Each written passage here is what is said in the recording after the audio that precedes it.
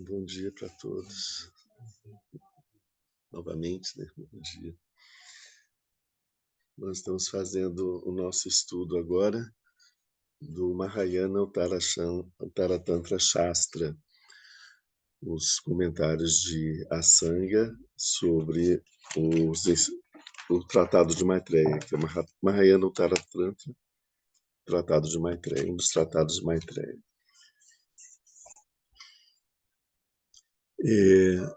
A gente, um pouquinho de contextualização, né? A gente perceber que esse texto ele aparece perto do ano 300, bem na aurora mesmo, no início do Mahayana. Já havia surgido a Prajnaparamita em 80 mil versos, em 100 mil versos, essas formas, né, da Prajnaparamita. E nós vemos que Asanga, que nasceu mais ou menos em torno do ano 300, o Asanga, estava com uma dificuldade de compreender a Prajnaparamita, e por isso ele resolveu fazer um retiro, buscando ter uma experiência de um contato direto com Maitreya, para pedir ensinamentos ao Maitreya. Ele fez fez 4 retiros de 3 anos, né? No total foram 12 anos. E ao término desses 12 anos, ele teve esse encontro com Maitreya, que foi relatado no nosso encontro passado, eu não vou falar dele agora.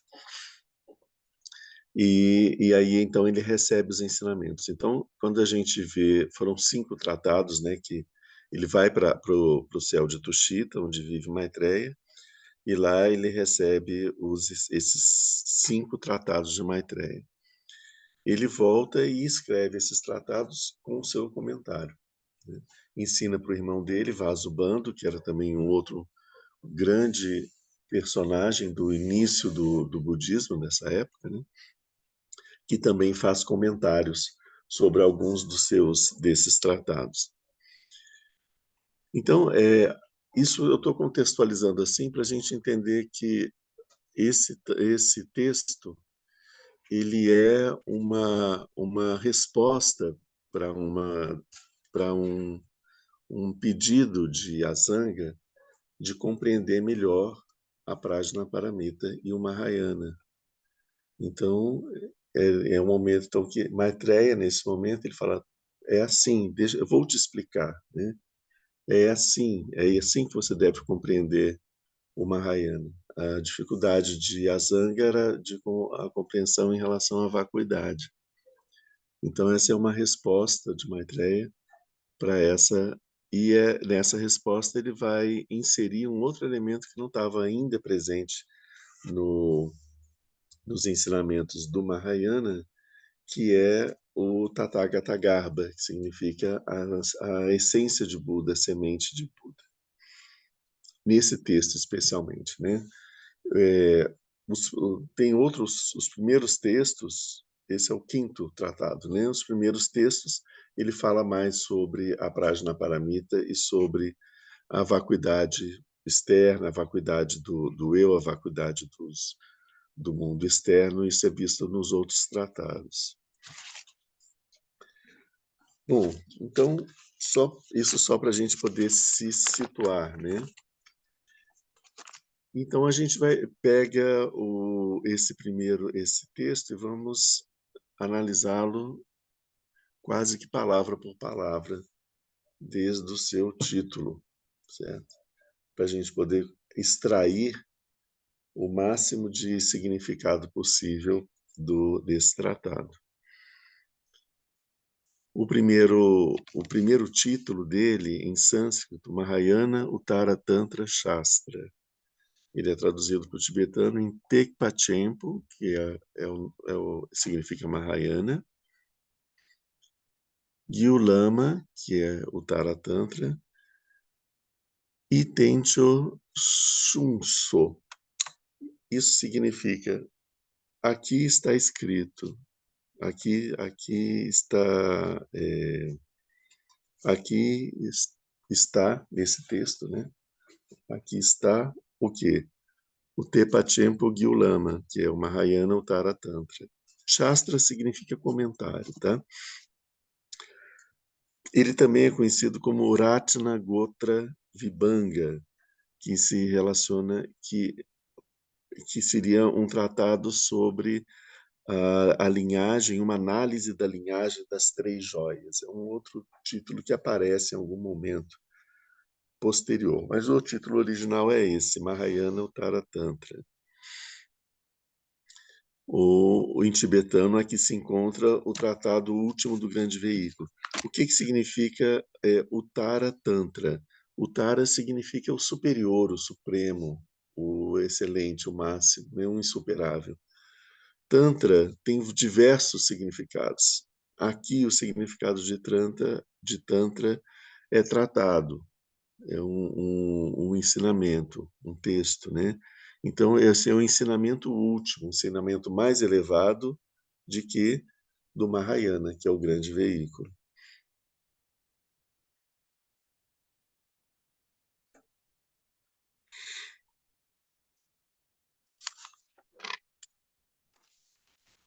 Foi?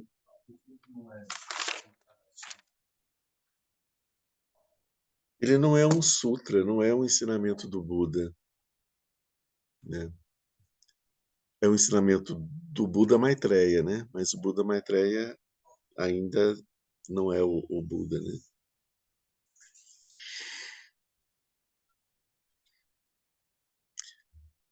Yana, né, de Mahayana, ou Tekpa em tibetano, significa carregar, erguer, carregar, transportar. Ele tem dois aspectos: tem o processo de carregar e tem o resultado desse processo, né? O processo de carregar é representado para a gente no caminho do Bodhisattva. O Bodhisattva, no seu caminho para alcançar o despertar, e junto com ele, ele carrega os outros seres, né? E o resultado é o final desse caminho, que é alcançar o estado de Buda. Então, Yana significa tanto o caminho para alcançar o estado de Buda, como a realização desse estado de Buda no final desse caminho.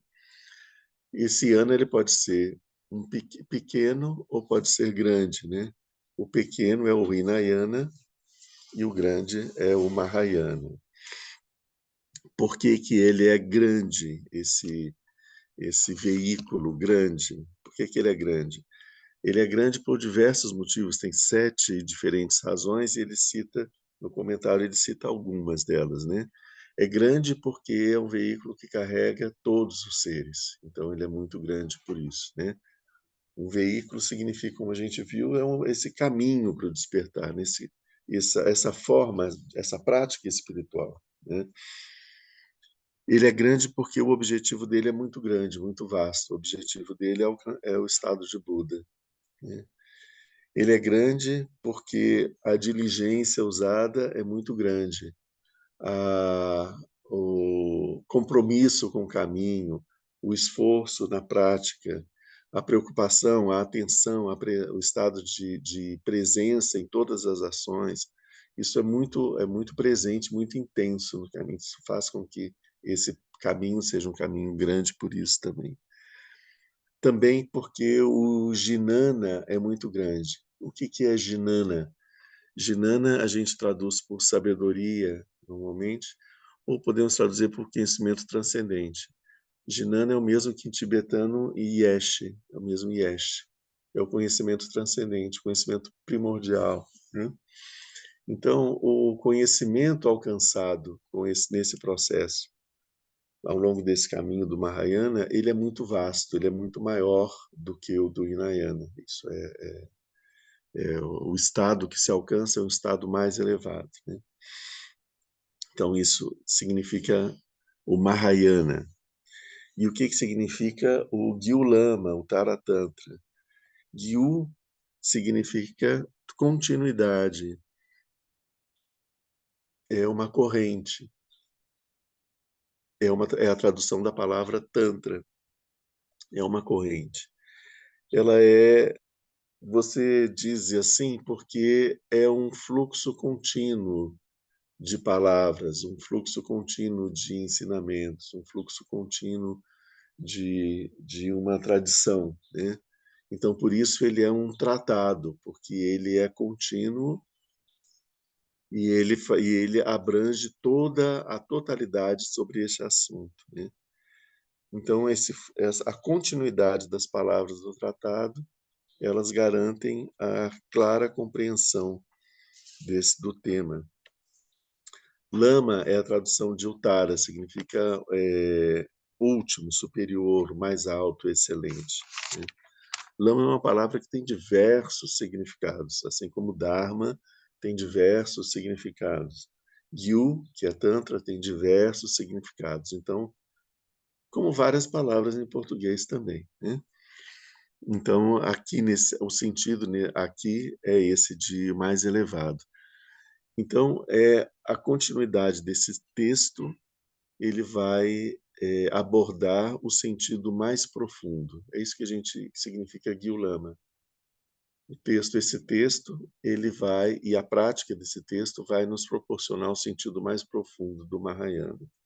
Então, o que a gente está entendendo aqui é que o que Maitreya está ensinando para a Sangha eu vou te ensinar o que existe de mais profundo, de mais elevado, de mais superior no Mahayana. Eu vou te mostrar o que é a cereja do...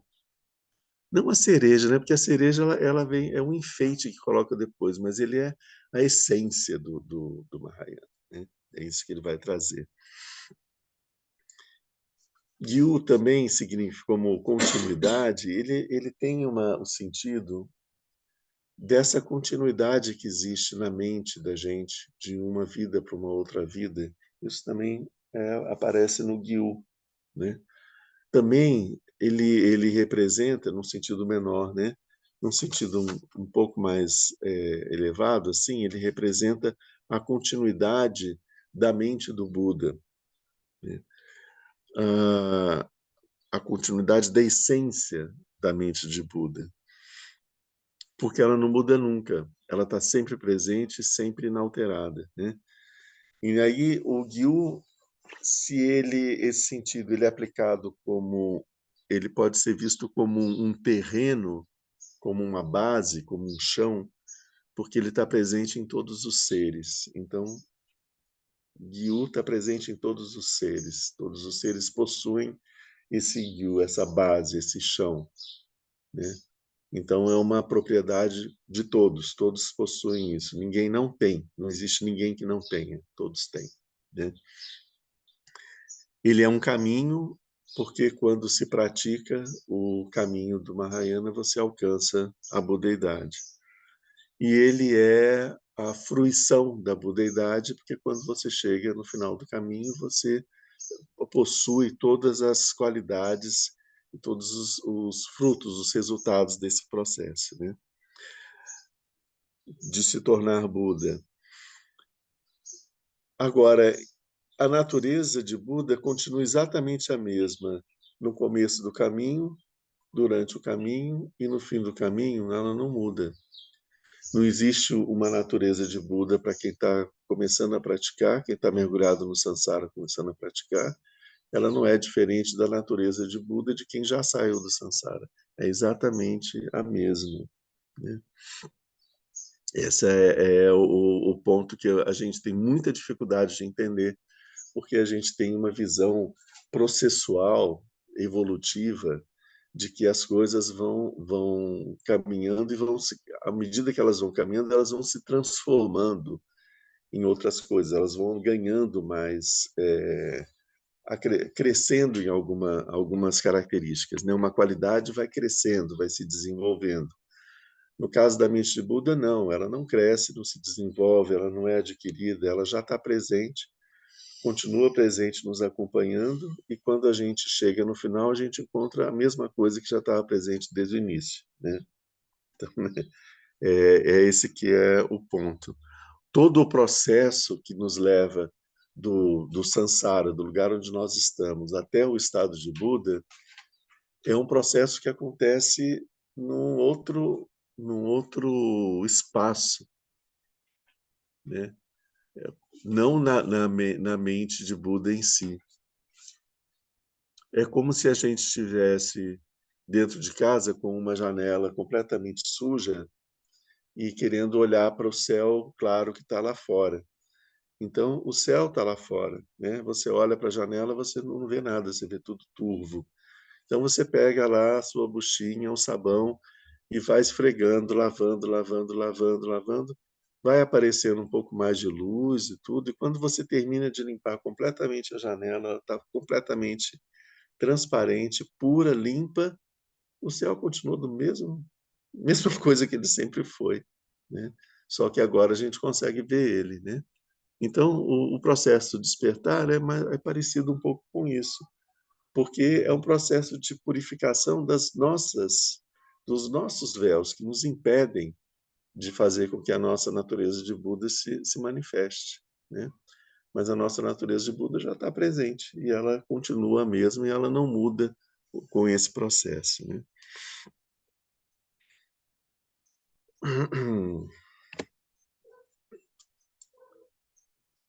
Isso aqui eu já falei.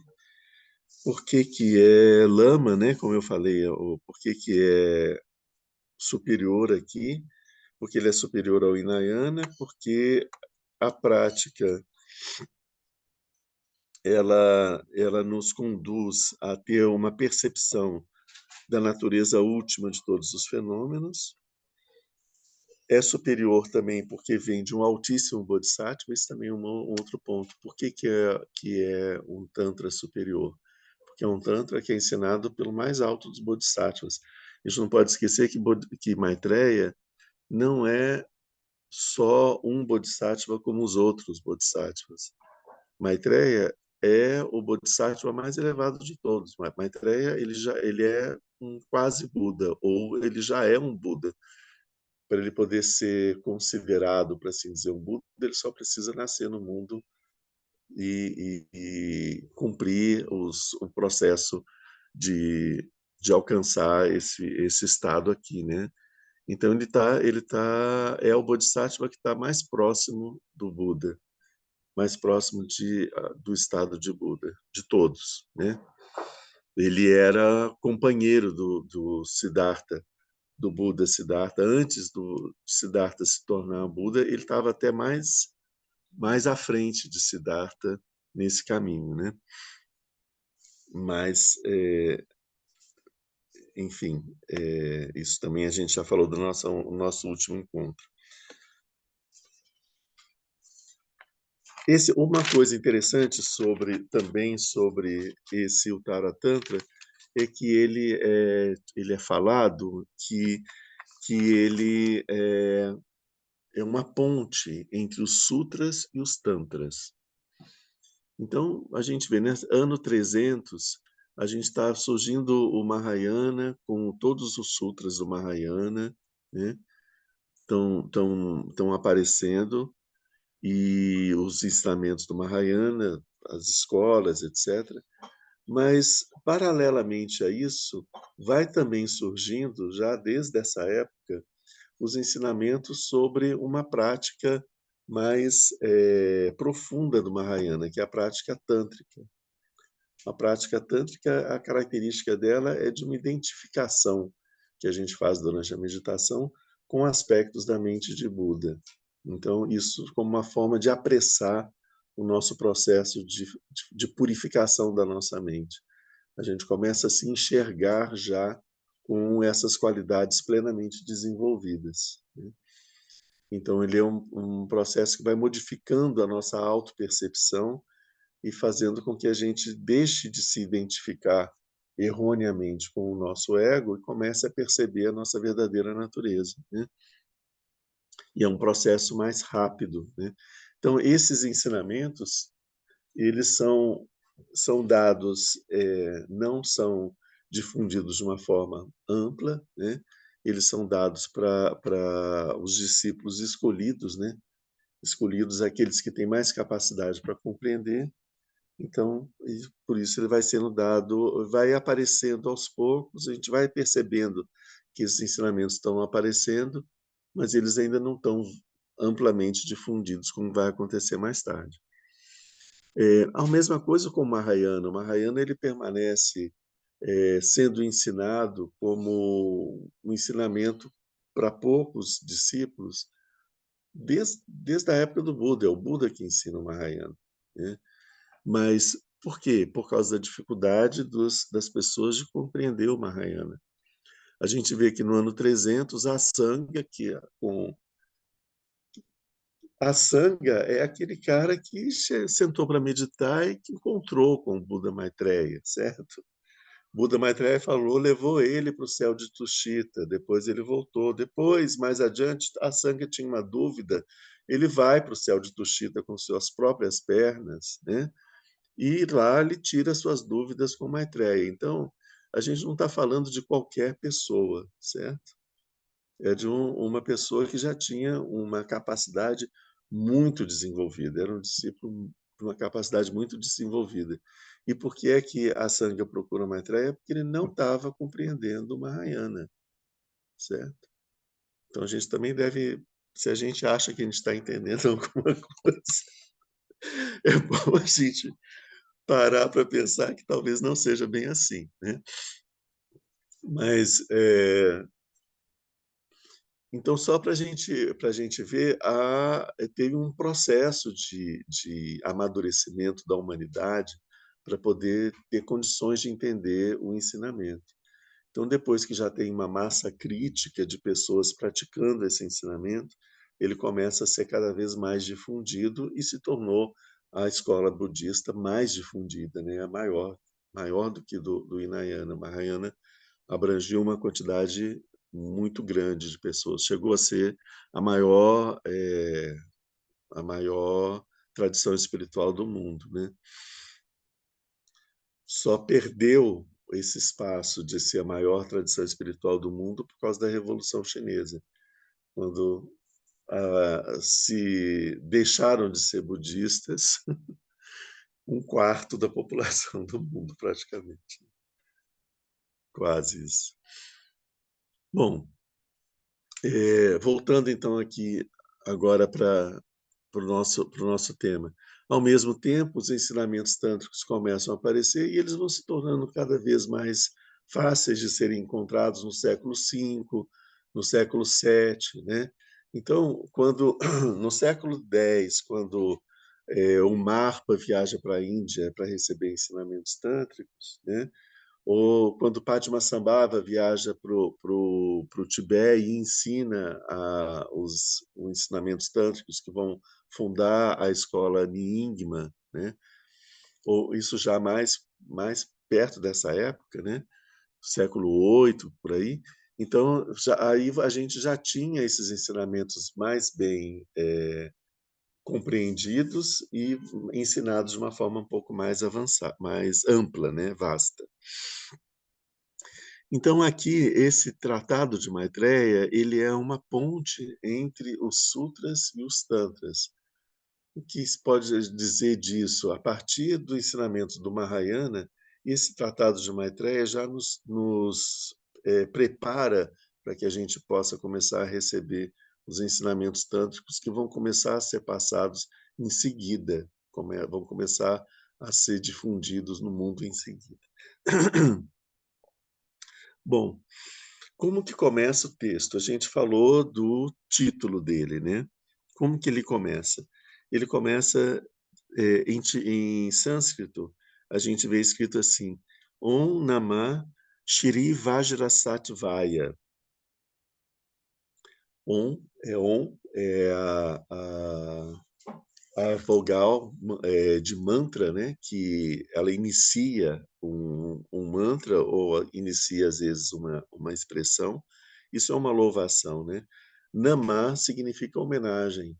A gente tem isso na prática de Tara, quando a gente vai tomar o refúgio, a gente fala homenagem, né? Então esse homenagem é Namah em sânscrito, né? Então significa homenagem. Homenagem a quem? A Shri Vajrasatvaya. Shri significa senhor, é um título é uma forma reverencial de se dirigir a uma divindade, né? Ou um ser superior, né? Você tem Shri Mahakala, Shri Devi, Shri para todas essas divindades. Vajrasattva. Quem é Vajrasattva? É Dorje Sempa. Mas Dorje Sempa, Vajrasattva, não é uma divindade tântrica? Não é um Idan? Então a gente está no ano 300 e pouco e a gente tem Maitreya ensinando um texto, que o texto começa com homenagem a Vajrasattva, né? Então, isso já é uma coisa para ficar na nossa cabeça, que a gente, ao longo do texto, vai chegar a alguns momentos que a gente vai começar a compreender por que se faz essa homenagem a Vajrasattva no começo do texto. É a primeira coisa que tem, né? A gente sabe que Vajrasattva, eu não vou deixar para depois, né? Vou falar logo agora. Vajrasattva ele representa um aspecto da mente de Buda.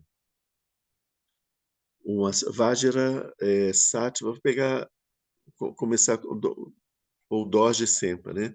Vajra Dorje significa insuperável, adamantino, adamantino no sentido de diamante. Diamante porque ele é imutável, porque ele nada risca um diamante, o diamante ele corta todas as coisas e nada corta o diamante, né? Só um outro diamante corta o diamante. Então, pela sua clareza, pela sua pureza, ele é Vajra. Sattva, ou Sempa, significa um aspecto da mente, uma das palavras para designar mente, que representa, tem várias palavras tibetanas para falar de mente, e no sânscrito também. Então, quando a gente está falando de Sem, como falando de mente, a gente está falando de mente, a mente dos seres, por assim dizer, né? Então, a gente vai ter isso na palavra, por exemplo, Bodhisattva, em tibetano, é Janchub Sempa. Janchub significa despertar. Sempa significa a mesma coisa desse Sempa do Vajrasattva, essa mente. Qual é a qualidade dessa mente? É uma mente poderosa, uma mente heróica, né? Quando a gente fala Janchu Sempa, que significa Bodhisattva, significa a mente, aqueles seres heróicos, né? Que com a mente desses seres heróicos, né? Esses seres heróicos que buscam o despertar, que se dirigem para o despertar. E esse heróico muitas vezes é traduzido assim, até para o francês, né? Também. Mas esse heróico ele tem um sentido. Por que os bodhisattvas são heróicos, né? Eles são heróicos porque eles têm que eles empreendem uma luta incansável, ininterrupta contra o maior inimigo de todos os tempos, que é o nosso próprio ego, né? Então é uma luta contínua, sem descanso, contra o egoísmo e contra as artimanhas do nosso próprio ego, né? Superar porque o nosso ego ele é sutil, né? Ele não é só o ego grosseiro que a gente percebe, né?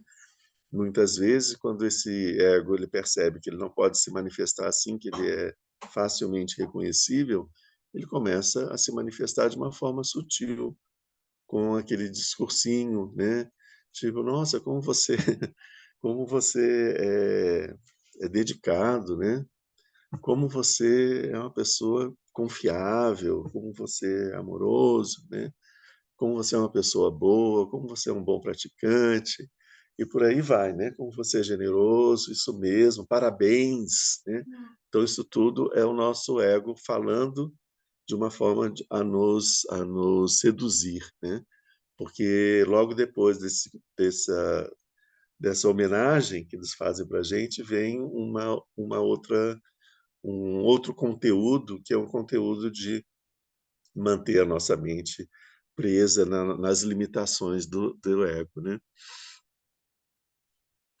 É, o quê? Quando o seu ego já mostra os seus sons, assim, Não, ele não mostra a nossa sombra assim como é, ele, ele mostra uma coisa que não existe. como, Ele tenta nos destruir a segurança que nós temos de que a nossa mente é uma mente iluminada e faz com que e tenta fazer com que a gente se identifique com um aspecto negativo, que é um aspecto dele. dá um exemplo do que aconteceu comigo hoje, por exemplo. Hoje meu marido me chamou cedo, veio jogar tênis no iate. Eu falei, não, vou não, eu vou lá no tempo, né? Uhum, E aquilo foi uma coisa, assim, difícil para mim, porque eu, na verdade, queria estar aqui, mas também queria estar com ele. E eu fiquei num dilema cruel, né? Porque eu falei assim, gente, ou eu vou jogar tênis, mas assim, eu queria estar aqui.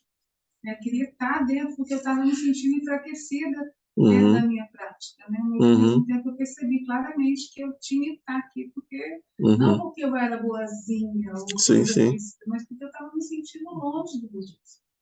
Então, eu falei, eu vou, porque eu preciso estar. Né? Uhum, E eu percebi que aquilo era uma artimanha também do meu ego. Se eu cedesse à tentação de ir para o sol, tomar banho de piscina, eu estaria longe daquilo que era essencial para o sim, meu self. sim, exatamente. É, então, no sentido do que eu estava falando, é que a nossa verdadeira natureza ela é luminosa, né? Então, quando o ego nos mostra aquele aspecto negativo, né? Ele tá, isso é útil para a gente? Sim, é útil para a gente, mas depende do que acontece em seguida. Se isso faz com que a gente se sinta mal, faz com que a gente se sinta menor, limitado, pecador, a última das criaturas, um monstro, não devia ter nascido, não sei por que Deus fez, sabe Uhum. todos esses pensamentos.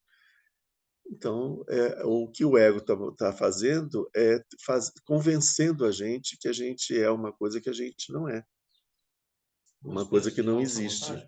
Hã? É uma sabotagem. É uma sabotagem. Porque assim ele tem controle, né? O ego ele não fica feliz só com incentivar você é o bonzão, né? Se você for o mauzão, o ego também acha ótimo. Ele é o grandão no mal, né? Entende? Então assim ele continua são as características que são projetadas na nossa natureza e fazem a gente se identifica com elas. Então, isso é a melhor palavra. Isso não é, isso é a nossa sombra? Sim, é a nossa sombra, mas nós não devemos nos identificar com ela, né?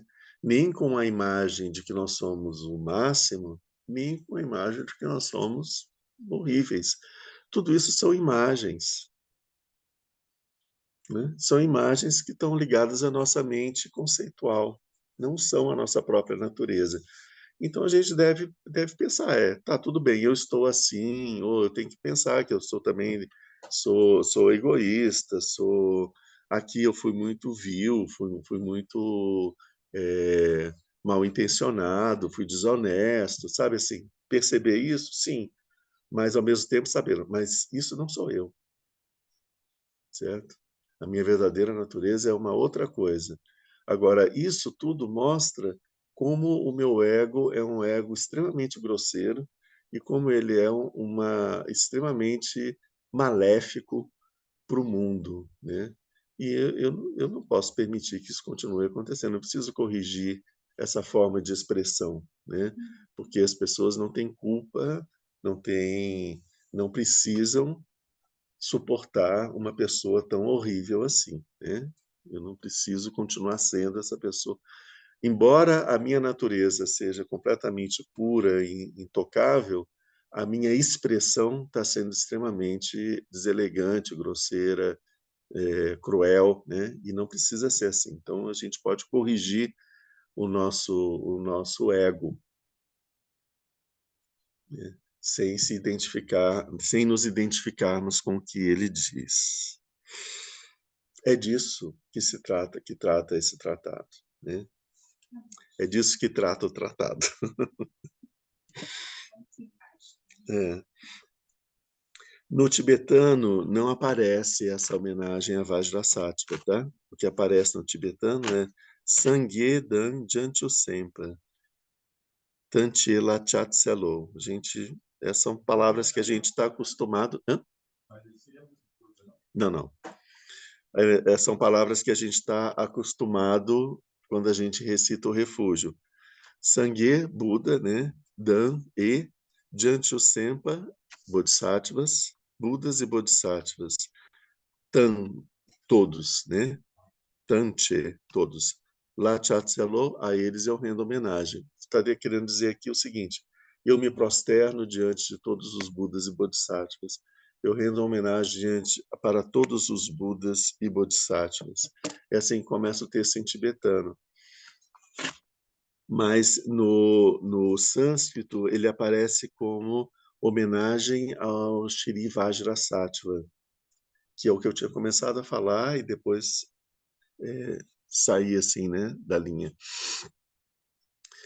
Vajrasattva representa o que? A mente Vajra do Buda. É isso que representa Vajrasattva.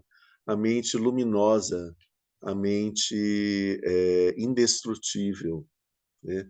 A mente aguda, perfeita, que é capaz de furar, de cortar todas as coisas. Ela penetra em todas as coisas, ela consegue cortar todas as coisas, ela elimina completamente a ignorância, né? Consegue retirar todos os resquícios de ignorância, né? Porque é uma mente luminosa, né?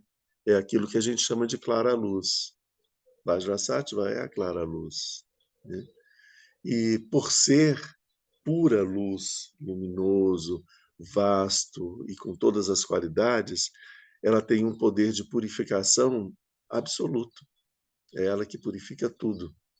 Por isso, o Vajrasattva é o idam do processo de purificação. O nosso processo de alcançar o despertar, que é descrito na palavra tibetana Sangye, que é a palavra para Buda, San significa purificação e Ge significa desabrochar, né? Então tem uma fase de purificação e uma fase de desabrochar. A fase de purificação é a purificação de todas essas coisas negativas que a gente, todas as nossas identificações, todas as coisas com as quais a gente se identifica. Isso é que tem que ser purificado. Até que chega um momento que a gente não se identifique com nada. Aí sim a gente vai estar vendo apenas a clara luz, aí a gente percebe que a clara luz é a nossa verdadeira natureza, né? O desabrochar é o desabrochar de todas as qualidades da mente de Buda, que surgem a partir do momento que a gente purifica a nossa mente. Essas qualidades elas vão aparecendo, elas vão desabrochando, né? Por isso que no Londres tem primeiro Vajrasattva, depois o Guru Yoga. Não, não é guru, não é guru. Ah, sim, isso, sim, isso. Nas práticas, né? Nas práticas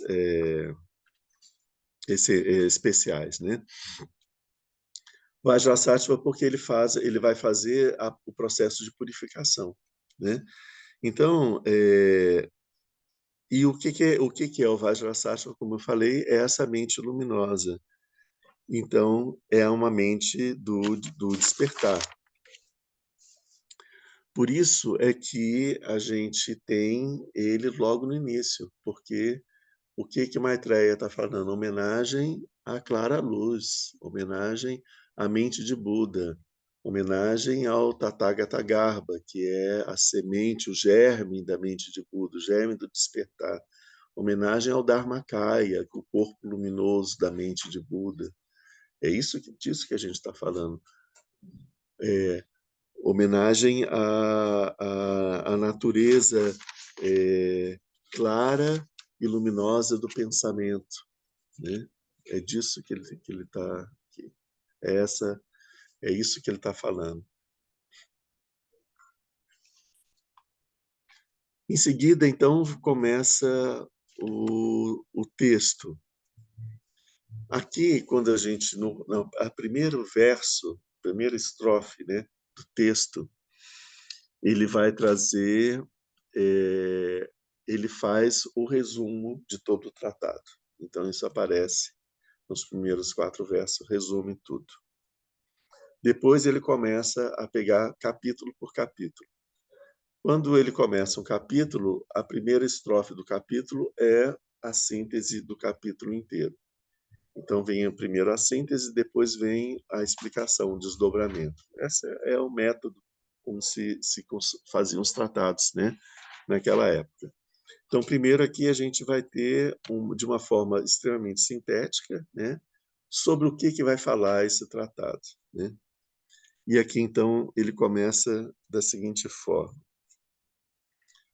Buda, Dharma, comunidade, Sangha, a natureza de Buda, o despertar, as qualidades e, enfim, as ações do Buda. Tais são os 7 pontos Vajra, 7 pontos diamantinos, né, que resumem o corpo desse tratado inteiro. Ou seja, esse tratado ele vai falar sobre Buda, Dharma, Sangha, a natureza de Buda, o despertar, as qualidades e a atividade de Buda. Então, a Sangha, ele comenta que esses 7 pontos são a base, eles são a base sobre a qual nós nos apoiamos para alcançar o despertar. Então, eles são colocados como um alicerce, são um alicerce do caminho do despertar.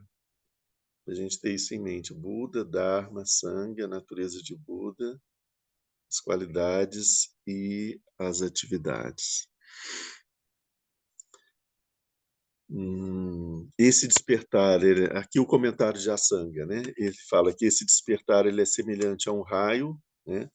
A um Vajra, que é um raio, ou um diamante, porque ele é difícil de penetrar pelo estudo e pela reflexão, mas ele deve ser realizado por cada um e compreendido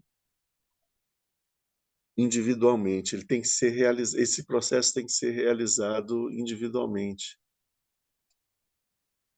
Ele é difícil de ser compreendido pelo estudo porque a nossa mente é uma mente muito conceitual, não consegue compreender a transcendência do que ele está falando aqui. E a única coisa que é possível ser feita é a gente realizar essa prática, realizar esse caminho, né?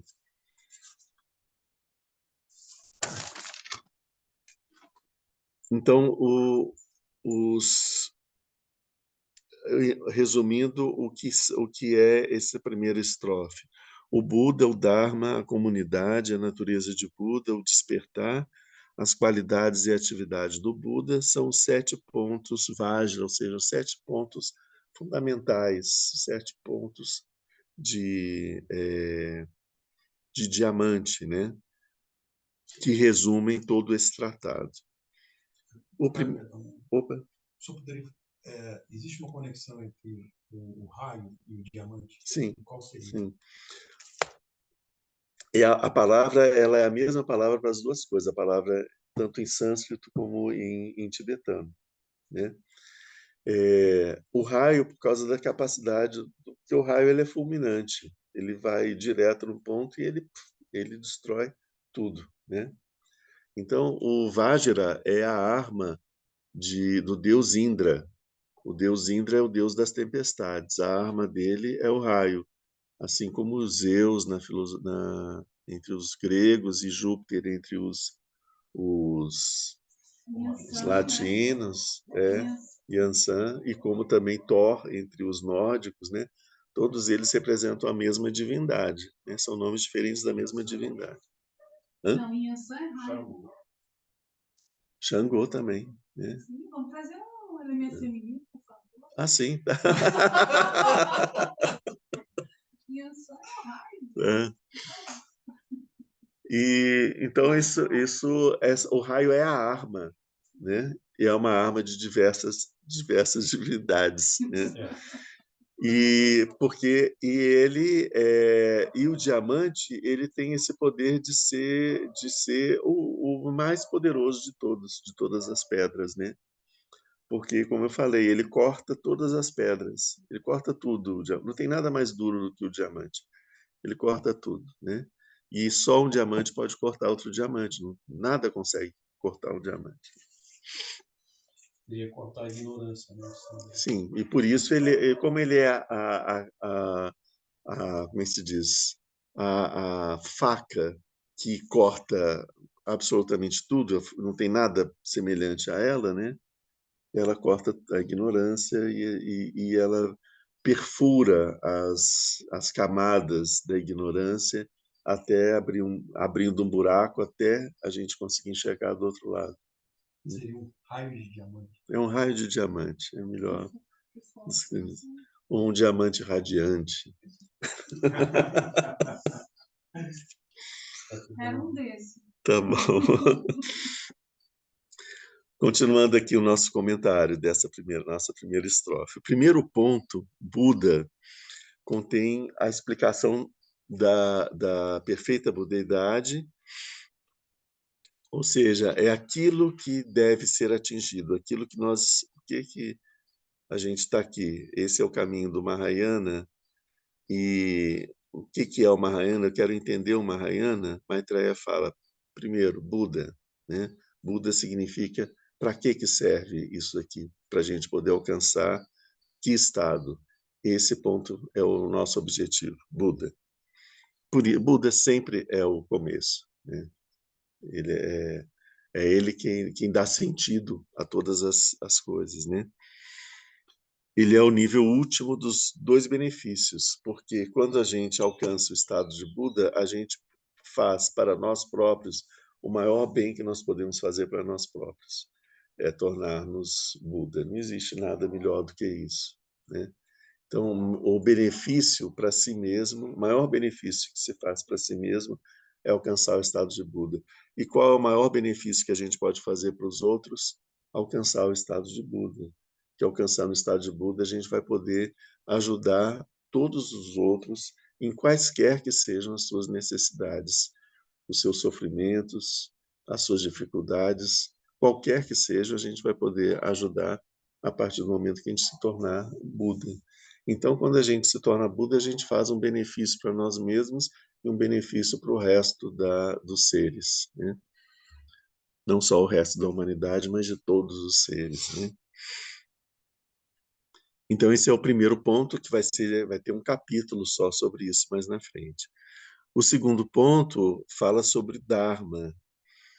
O Dharma é o que é o ensinamento, né? Ele nos diz como atingir esse objetivo, né? Primeiro é a gente perceber o objetivo, a segunda coisa, como alcançar esse objetivo. Isso é Dharma, né? E o Dharma ele é a expressão das duas verdades fundamentais. As verdades eles são livres de qualquer conceitualização, né? Quais são essas duas verdades? A verdade, vocês não ouviram falar aqui já? Não. Verdade última e a verdade relativa. Dual. Exatamente. A verdade última, né, que é a verdade última, é a verdadeira natureza de todos os seres, é aquilo que o Buda enxerga. Ele vê todos os fenômenos exatamente como eles são. Isso é a verdade última. E a verdade relativa é a verdade dos seres no samsara, como como que os seres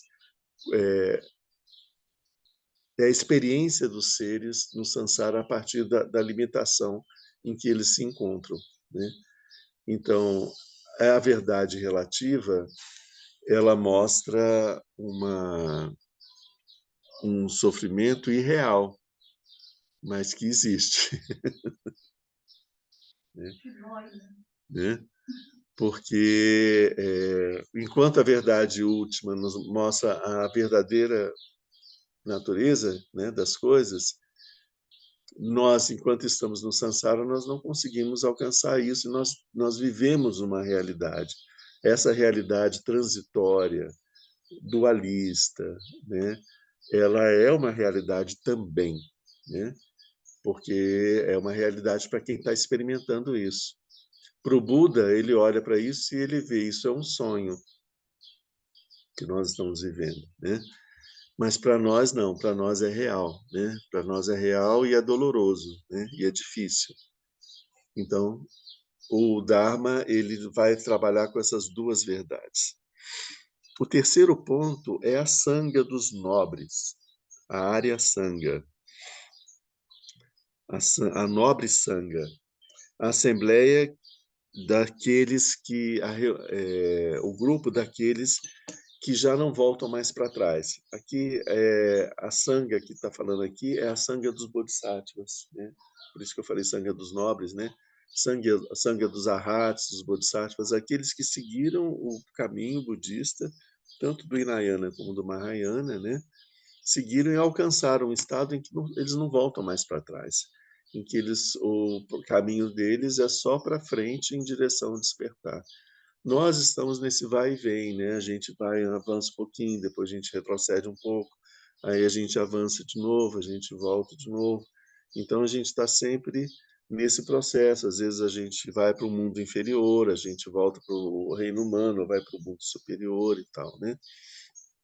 A partir de um ponto do caminho, a gente já não cai mais nos mundos inferiores, porque a nossa mente já está numa. Ela não se adequa mais às condições dos mundos inferiores, né? E chega um ponto em que a gente entra numa corrente em que a gente só avança, né? Só vai para frente. Então tá, e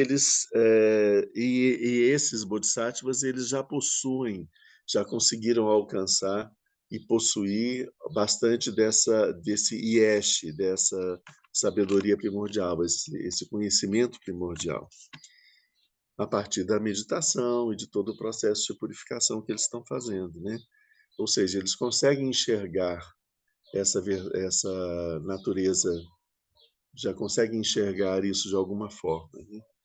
Não completamente como o Buda, mas o suficiente para eles poderem ter se libertado do sofrimento e para poder enxergar as coisas mais como elas são. A Sangha também representa todos aqueles que nos ajudam nesse caminho. São aqueles que estão seguindo o caminho indicado pelo Dharma e aqueles que nos ajudam, que fazem com que a gente não se desvie pelo caminho, né? Então, aquele anjinho que chegou para você e foi falando, vai para o centro, não vai jogar tênis hoje, não. Você joga amanhã. Você joga muito mal, nem sei. Vai para o centro, né? Então, ele está trazendo você para o caminho, para atender a sua necessidade, né? Depois você pode jogar tênis, não tem problema. O quarto ponto que fala sobre, que ele chama, o quarto ponto é dato, né? Dato significa elemento, essência e pode significar também campo, espaço. Por exemplo, Dharma Dhatu é o espaço do Dharma, né? Esse Dharma Dhatu significa a vastidão da mente do Buda, né? Do campo onde se manifestam a mente do Buda, o Dharmakaya. Então, Dhatu ele tem esse sentido de elemento, tem esse sentido também de um campo de experiência, né? Ele também significa uma essência, né? E por aí também ele pode significar, aqui, esse Dhatu significa a mente de Buda, que é esse espaço fundamental onde a natureza de Buda se manifesta, né? Esse é o quarto ponto, Vajra. Ele explica a expansão desse elemento que está presente em todos os seres. Natureza de Buda seria Dharmakaya? Seria Dharmakaya, sim. Isso? Sim. A essência dos pensamentos é o Dharmakaya. Eles não são nada e ainda assim surgem, né? Ou seja, dos nossos pensamentos. Então, o Dharmakaya ele é a base onde surgem, de onde surgem até os nossos próprios pensamentos, vem do Dharmakaya. Então, essa realização dessa mente de Buda vai ser o processo, o caminho onde o Buda, Dharma e a Sangha vão ser atingidos. O quinto ponto é o despertar, é a essência da realização. Então, é o estado em que essa mente de Buda conseguiu terminar o processo de purificação, todas as impurezas foram removidas, não sobra mais nada, então se alcança o estado do despertar. O sexto ponto vai falar sobre as qualidades que surgem a partir desse estado do despertar. Vocês veem o processo de purificação, né? Agora vem o processo das qualidades, o desabrochar das qualidades. Então, os pontos: 1, o Buda; 2, o Dharma, que é o caminho para alcançar o despertar; 3, a Sangha, que nos acompanha no caminho; 4, a mente de Buda, que sempre esteve presente no início, no meio e no fim; 5, o despertar, né? Então, esse processo para chegar no despertar é o processo de purificação, né? A partir do despertar vem o 6, as qualidades, e depois o 7, a atividade, né? Então, o sexto ponto são os atributos, as qualidades do Buda. E a fruição também da mente, né, quando alcança o estado de Buda, a fruição desse próprio estado, né? Porque ele mostra uma perfeita liberdade, né? Então, a liberdade absoluta, né? Que é a liberdade do Buda, né? E também a completa maturação, né? A gente amadureceu e se tornou pleno, né? O processo de aperfeiçoamento, de crescimento, de amadurecimento, né? Do nosso ser, né? Alcançou um ponto que não tem mais nada além disso, né? Então é o máximo dessa maturação, o máximo dessa liberdade. E o sétimo ponto vai trazer então a atividade do Buda, que ela é espontânea e ininterrupta. O que quer dizer isso? A partir do momento em que se alcança o estado de Buda, com todas essas qualidades elas se desenvolvem, espontaneamente, a mente de Buda ela realiza atividades ininterruptamente, sem parar. Buda está sempre em atividade, está sempre em atividade. E ele não para e pensa, eu acho que eu vou fazer, sabe? Não tem uma construção, um processo da nossa mente conceitual que vai construir qual vai ser o meu próximo passo a partir de agora. Não existe isso para o Buda. O Buda, ele vai e ele faz, e ele vai fazendo sem parar e continua fazendo até agora. Até quando ele deixou esse mundo dentro de um sentido, havia um sentido para ele ir embora, para ele fazer com que a gente percebesse que o tempo corre, que a gente morre, né? Então, teve esse sentido. E ele continuou incessantemente trabalhando e trabalhando, trabalhando e agindo sem parar, né? Então, a atividade do Buda, ela é ininterrupta e ela é espontânea. Ela não é fabricada, né? Mas um ponto importante da gente ver sobre esse dato, né? Voltando aqui, o que significa esse dato, que é o quarto ponto aqui, né? A mente de Buda. O que é isso? Dato significa elemento, esfera, espaço, natureza do Buda, essência última, realidade de base. É o que a gente chama, às vezes, de Tathagata Garbha, que é o germe, a semente de Buda. Às vezes é o Tatatá, que significa talidade, ou seja, as coisas do jeito que as coisas são mesmo, né? Tal como elas são. Tatatá significa aquele que é tal como ele é. Esse texto do taoísmo tem muito isso, esse termo. Tem? Taoísmo? Também? É. Talidade. Talidade, é. Exatamente, essa talidade. Às vezes é também chamado de Paramartha Satya, em sânscrito, que significa verdade última. Dharmakaya, como a gente viu, o corpo do Buda, o corpo absoluto. Buddha Jnana, que significa sabedoria do Buda. Ou então Prabhasvaratita, que significa a natureza luminosa do pensamento.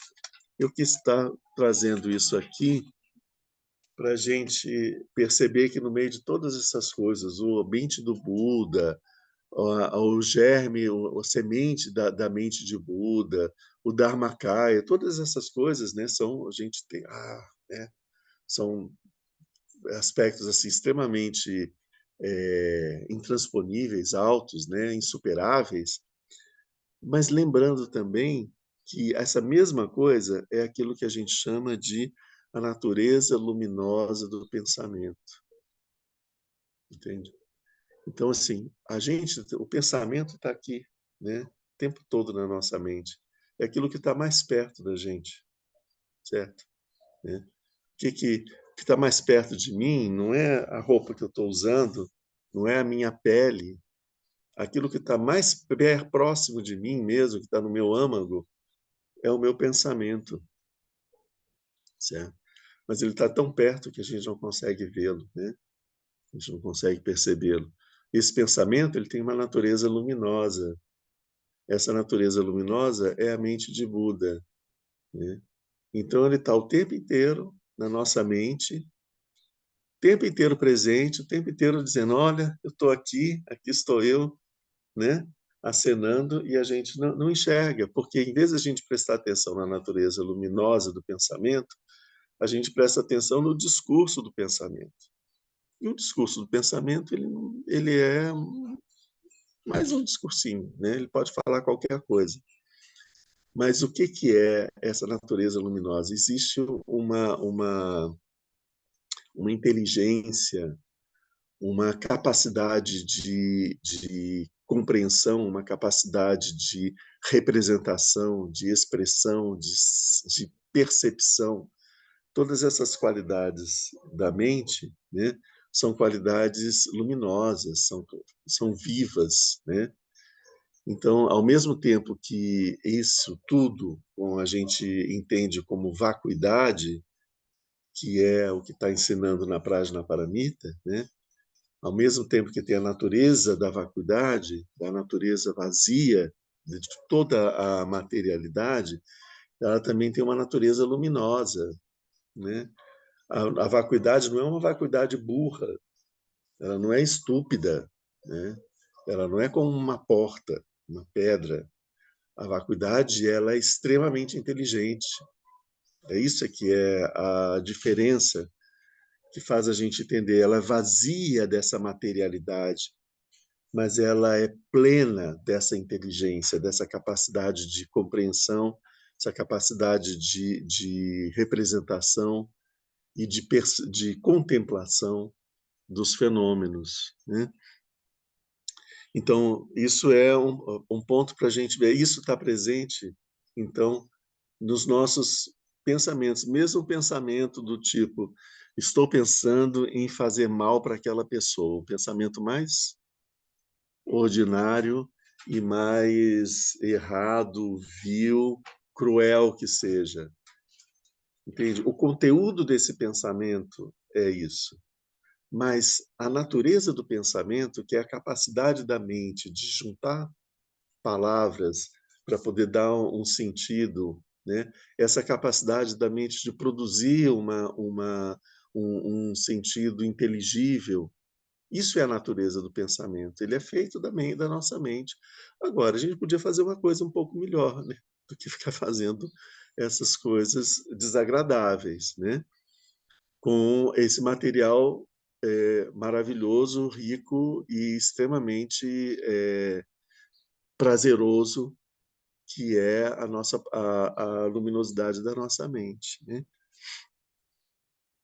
Então, aqui, mais uma vez, a gente tem de novo, lembrando de Vajrasattva, a clara luz, está presente nos nossos pensamentos são feitos disso, né? Então, e o processo de purificação de todos esses processos mentais, né?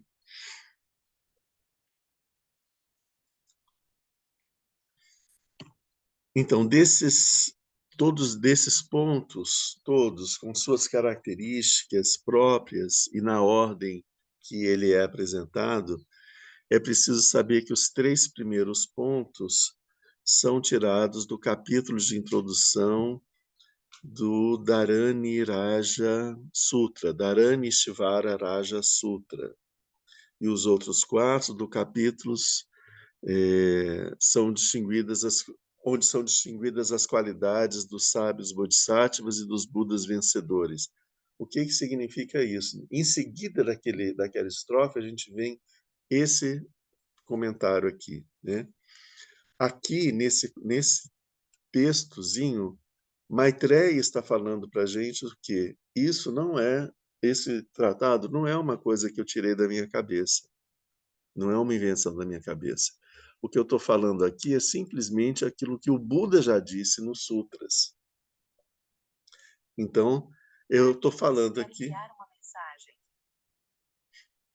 A Siri. O... Siri já está ativada. Como é que desativa isso? Então, aqui a gente tem. Nossa, me deu uma desconcentrada isso. É o café, a hora do café. Sim, mas eu preciso terminar isso para a gente poder encerrar, né? Então, aqui ele está querendo dizer que o Buda, ele ensinou isso. E ensinou isso aonde? No Dharani Ishvararaja Sutra, que é esse é o sutra que significa do ensinamento que foi dado para o rei Ishvara, né? Ishvararaja, rei Ishvara. Então, nesse ensinamento, o Buda está falando sobre Buda, Dharma e Sangha. Então, o que eu estou falando aqui, quando eu falo do Buda, Dharma e Sangha, eu estou trazendo aqui de novo, comentando um sutra do Buda, e quando eu estou falando dos outros 4 pontos, né, que é a natureza de Buda, o despertar, as qualidades e a atividade, quando eu falo desses 4 pontos, eu estou falando de outros sutras em que esses pontos são desenvolvidos. Então, ele está fazendo ancorando, né? Ele não estou inventando nada. É isso que o Maitreya está dizendo. Não estou inventando nada. Estou simplesmente comentando uma coisa que vocês já têm aí, que vocês já sabem. Isso aí já foi ensinado pelo Buda há 500, 800 anos atrás, né? Então, é isso que ele tá dizendo nesse texto aqui. Então, só para a gente ver assim bem rapidamente, que eu não vou me dedicar muito nesse. Aqui o Asanga faz algum comentário sobre isso, né? Mas o texto que ele fala é do Ishvararaja Sutra, né? O Senhor Buda, tendo perfeitamente realizado a igualdade de todas as coisas, pôs em movimento a roda do Dharma e formou com bondade um grande número de discípulos. Isso é o trecho onde ele fala sobre essa sequência, o Buda, o ensinamento Dharma, que ele coloca em movimento a roda do Dharma, e com isso ele forma um grande número de discípulos.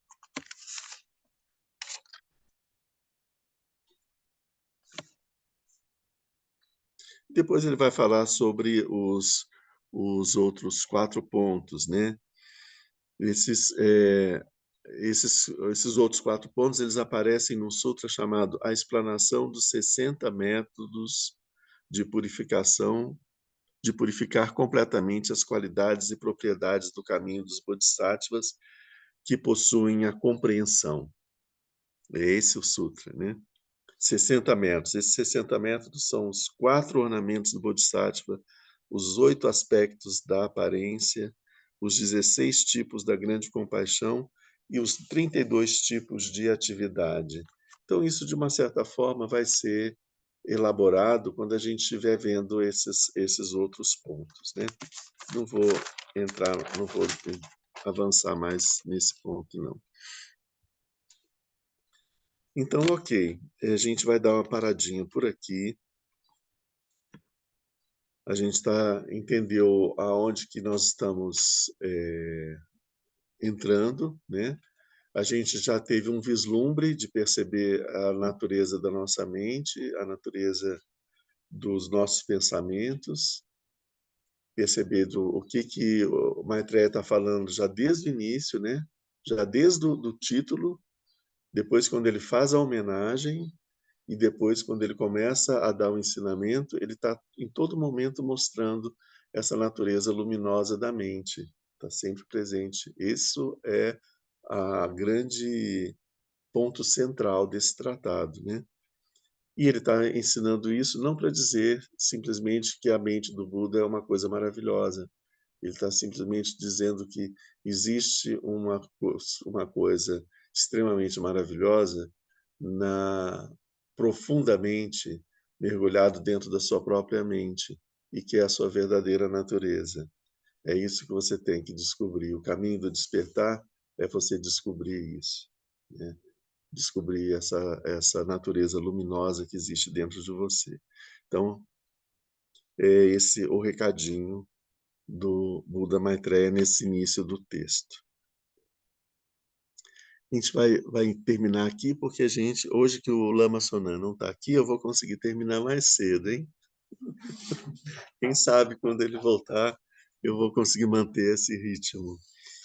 Então, a gente vai terminar agora nosso lanche, depois, 10h30, a gente está de volta aqui de novo.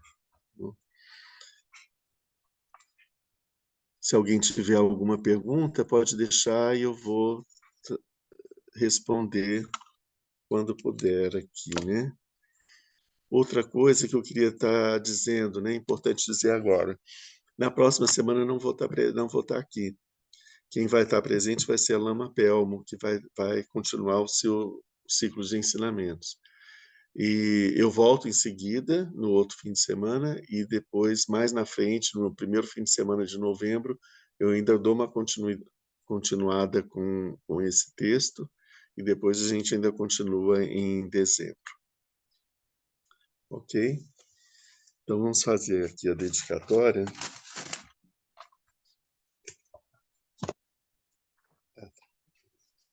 Não pode ser, vai ficar assim, não está aqui.